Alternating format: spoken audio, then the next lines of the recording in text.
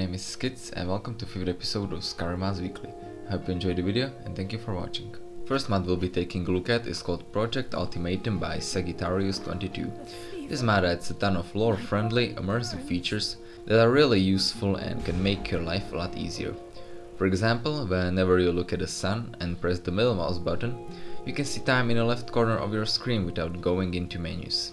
Or whenever you look at the book, a small annotation will appear saying you already read that, or when you look at books in inventory, a small eye will appear next to them, which is especially useful if you're trying to level up your skills using books. Now, whenever you look at the shrine, you can see what will the blessing give you, and when you will use the shrine, a small animation will play showing your character praying. There are also a few immersive features. For example, some races were named to more lore-friendly versions, so now widows are called Bosmer, Orcs Orsimer, and so on. Or when you'll sit on a Jarl's throne, guards will attack you, or at least they should, because I sat on that throne for a few minutes and they still did not care, so that might be bugged. There are still a few more features that you can check out on the mod page. There is a full list there. It also comes with its own mod configuration menu, where you can change attributes or even turn off some of the features. Overall, this mod is a great lore-friendly addition to the game. It can only improve your gaming experience. I'm definitely keeping it, and you should go ahead and download it. Next up we have Spellblade by Shinokage. This mod adds over 70 unique enchantments, 20 weapons, 10 sets of armors and new spells and powers into the game. Most of these things can be obtained in a new huge hardcore dungeon for level 50 above players called Gauntlet of Sin that will make you fight all the original sins so you can gain access to their unique weapons, armors and enchantments. You can find entrance to it in quite a few places, but the most obvious one is located in Arcane's workshop, new smithing and enchanting location. You can find all the basic stuff you need here, along with a crystal anvil, where you can craft all the unique weapons, armors and enchantments you'll find. The dungeon itself is very hard, so unless you're prepared and above level 50, don't even try it. You can find unique enemies here, like these gatekeepers, and each one of the sins also has its own minions and guardians. Since this mod is mainly about exploring, and I don't want to spoil it for you, I'm just gonna show footage from Envis and last battles and parts of dungeon. After defeating each boss, they'll drop their own weapon, vessel and recipe, and as you defeat more and more bosses and enemies, you'll gain access to even more things craftable at the crystal anvil. Now let's talk about enchantments. As you can see, all of them have their own unique effect, and if your enchanting level is at 100, they'll get another new effect. Enemies in dungeon also use enchanted weapons, and of course you can learn all of the enchantments. The mod also adds a new set of armors and weapons that look great. They all have a custom texture, some even model, and fit within the mod perfectly. You can also learn new spells and powers by defeating enemies. Other than that, you can also combine low quality gems into better ones, or even create black soul gems. Overall, this mod is a huge expansion to enchantments. Dungeon looks great, the weapons and armors are perfect too. I had a lot of fun with it and you should go ahead and download it. Moving on to companion mods, first one I have for you is called Hanali by VRDaphni, VRApollo and Adipsycho. You can find her in her temple located near Riverwood. The temple itself looks beautiful, it contains all the basic stuff you need for living, so it can be used as a player home, and there are also a few worshippers living in it. Hanali also comes with a small quest centered around Heart of Hanali that is fully voice acted. I'm so happy that you've arrived. My temple was robbed of a very precious gem called the Heart of Hanali. Without the heart, my patrons cannot receive the blessing from the shrine. I have looked, but to no avail. I could not find the bandits who took it. It is a shame that Hanali as a companion isn't voice acted and just uses the basic follower's voice. After completing the quest and repairing the temple, you can obtain the blessing from the shrine. But now let's take a look at Hanali herself.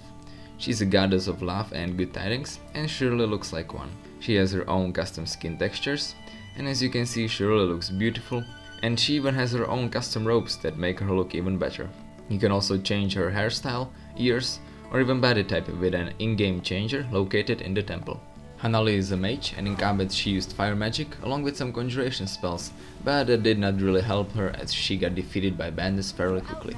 But other than that, Hanali is a beautiful companion with a small quest and a useful temple. I liked her and you should go ahead and check her out.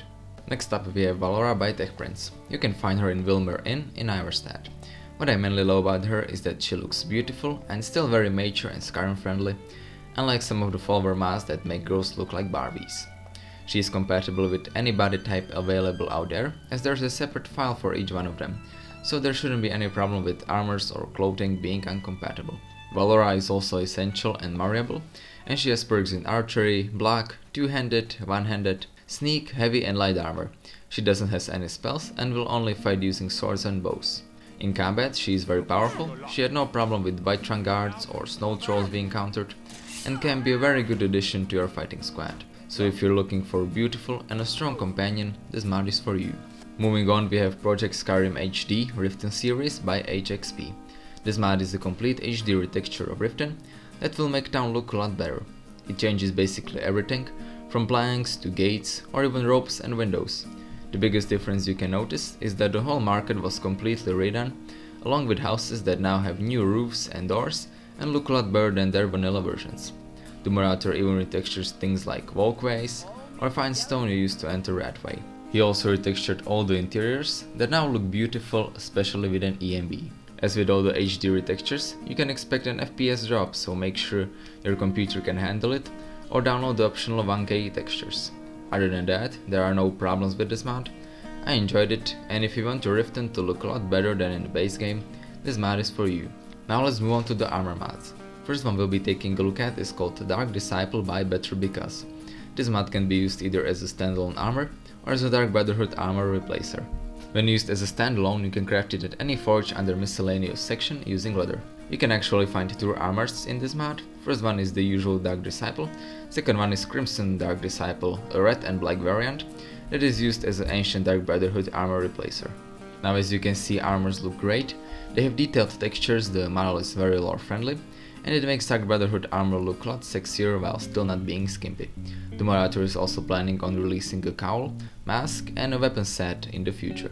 Overall, this mod is amazing, lore friendly, unfortunately female only armor, so if you're looking for an armor replacer or just a great looking armor, this mod is for you. Next up we have Rings of Old by PrivateEye. This mod adds 5 legendary rings to Skyrim that previously appeared in Morrowind. The moderator thought Skyrim lacked in a powerful magic generally, so we decided to make these. You can obtain them by completing small unmarked quests that can be started in Bannered Mare by picking up Mercenary Journal. The quest will take you on a treasure hunt, and by following the journal you can obtain more clues and hints about the rings' locations. The moderator also included more obvious hints at the bottom of the map page, so if you have trouble finding them you should look there. Now as you can see, all of the rings have custom models and textures, one based on its original Morrowind design, others have unique design, and compared to original Skyrim rings, they look a lot better.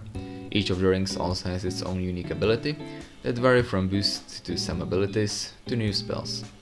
Overall, this mod is a great addition to the game, I like it, and if you like rings, Morrowind and some treasure hunting, this mod is for you. Now let's take a quick break from armor mods and take a look at Riften Garret by SA547. This mod adds a new house into the Riften. You can find it right next to Snowshot's Manor, or if you have problem finding it, you can check out the image section of the mod page, where moderator posted a detailed map with its location. This house is especially useful if you can afford or dislike Hanali and you still want the house in Riften. House contains all the basic stuff you need for living, along with a small bathtub and a study room. As you can see, the interior lighting is amazing. I usually have problems with interiors being dark, but this house looks great, especially with an EMB. House is also scripts free, checked and cleaned with Test 5 Edit, so it can't mess up or corrupt your saves. Overall, this house is a great alternative to Hanali. I enjoyed it, and if you want a house in Riften and you don't like the Hanali, you should go ahead and try it out. Now let's take a look at mine this week's favorite armor, called Darksiders Necromancer armor by AthenaX. You can obtain it by crafting it at any forge under Dragon category. As a huge fan of Darksiders franchise, I absolutely love this armor. When comparing it to the original one from Darksiders 2, it is very accurate, the texturing on this armor is simply amazing, the model is very detailed, whole boned hand and skulls on sides look very good, and I can't seem to find anything bad about it. If you're a mage, you can also craft a non-armor version, or if you only like the mask, you can craft it separately as well. Mask also has two versions, glowing and no glowing eyes, but I personally prefer the glowing one. Overall, this mod is a great Darksiders armor, and as a fan of series I love it, and you should go ahead and download it. Next up we have UltraHD Stormcloak and City Guards by FrankFamily. This mod is a HD retexture of Stormcloak and City Guards armors, including helmet, gloves, boots, cuirass and shield. You can obtain them just by killing guards and taking armors from their bodies. Easy, right? Now as you can see, compared to vanilla armors, these look a lot better. The model is same, but texturing is amazing, it is highly detailed, and it makes vanilla armors look like crap compared to this. My only small problem with it was that the belt looked a little bit weird. It was flat and tiny, but other than that, it looks amazing. Just a little warning, if you download the 4K textures, make sure your computer can handle it, since there are a lot of guards in the cities and it may even crash your Skyrim, so watch out for that. But overall, this retexture is great, it looks a lot better than original guard armors and I definitely recommend it. And the last one we'll be taking a look at is called Ancient Aedra weapon set by Adipsycho. You can obtain original 5 weapons in Bleakest Cave and you can craft ebony, orcish and dwarven counterparts at the forge. Like my author stated, some of the Aedra lords sealed away these powerful weapons that were used against them in ancient battles, which basically means they are the opposite to Daedric weapons, and as you can see they really are. The original's weapons are all white, the texturing on them is very good, it has a lot of details like these scratches and symbols on them. The models are curved and very unique, and I really like all of them. Originals also have their unique enchantments, that's why you can improve them, but you can the ones you will craft at forge. In combat they were very effective, and I had no problems with slaughtering the whole Shrine. Overall, this set of new unique weapons is amazing, I liked it and you should go ahead and download it. Who's there?